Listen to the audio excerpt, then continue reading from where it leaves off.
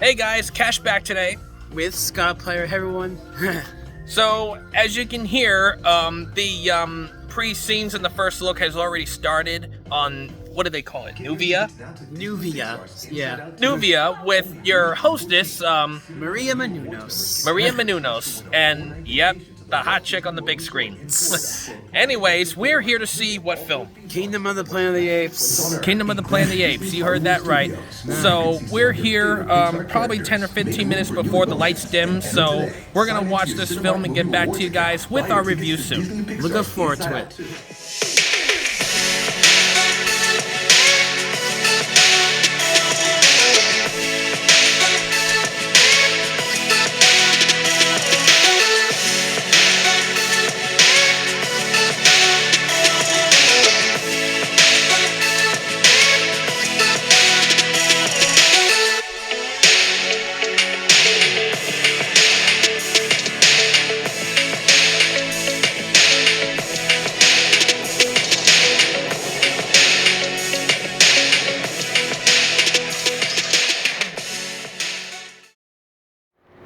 Hey guys, so we're back. I think I'll start first since Scott's camera guy right now. So we just came out of the movie. We're down here in the lobby. We're about to leave, but before we do, we're going to give our review. So first, I would like to give my overall rating for this film. I definitely would say it's a good 3.5 out of 4 stars. It was really hard for me to kind of judge my overall rating for this, but I'd say it was almost kind of perfect in a way. I mean, a perfect start for a new, future trilogy. Yeah. As far as what I've been told. So, yes, 3.5 out of 4 stars, I give that rating.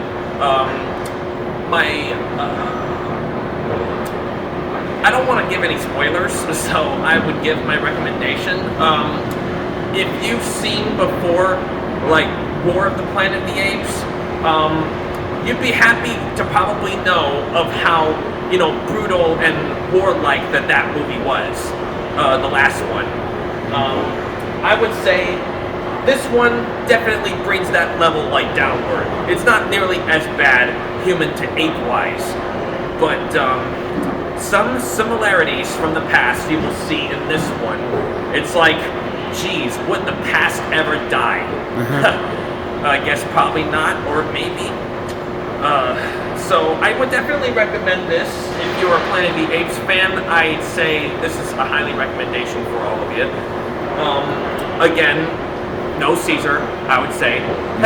But they did give him a wonderful, just maybe a minor spoiler I'll throw in here. They gave him like a remembrance in the beginning, like a memorial, if you will. Yeah. So, yeah, I'd say this film, it was great cinematography. I loved the greenery lands, the forest, the mountains, and everything. The only kind of flaw I would say on the film part-wise is that, there were probably some moments here and there that I caught on the edge of the screen. Some parts were kind of a little bit blurry, if you will. Maybe it was supposed to be because that was not our focus for the screen, but maybe for the characters, or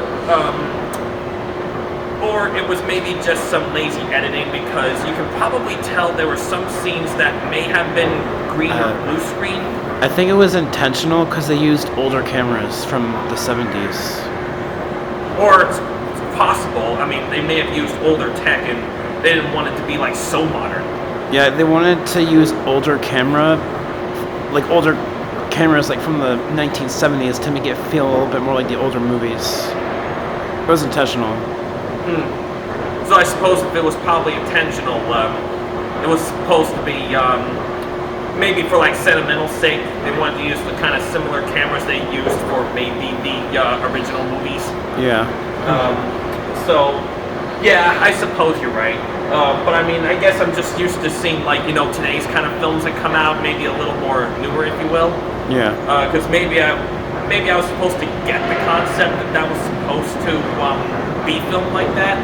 But anyways, really well done film. The soundtrack was great. I noticed some of the music that was put in there was from some of the original movies. Scott could probably say more about that.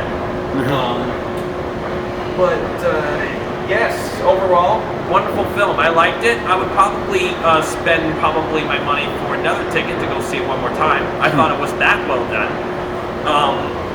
And so I think those are my closing thoughts. Well done film. So, Scottiplier, your turn. Thank you, Sean, for this time. So, yeah, as I mentioned in my review over on my channel, I love this film. Initially, I gave it an A-, but then I upped my grade to an A+. I just really love this movie. From the visuals to the performances and the overall world building, which is my favorite aspect of this movie.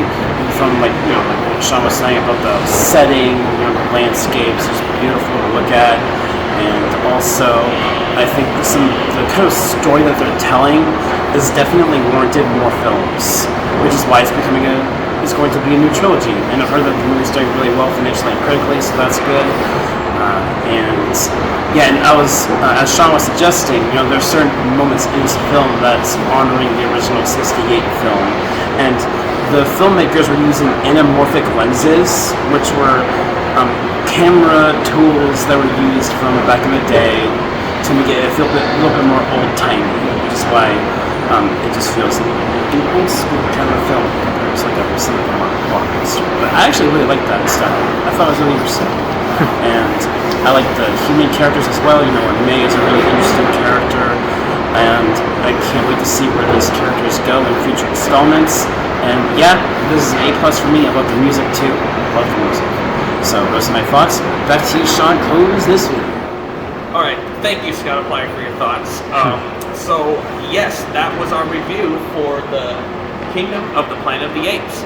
So again, guys, I highly recommend you go see this if you're a Planet of the Apes fan of any kind of generation of Planet of the Apes.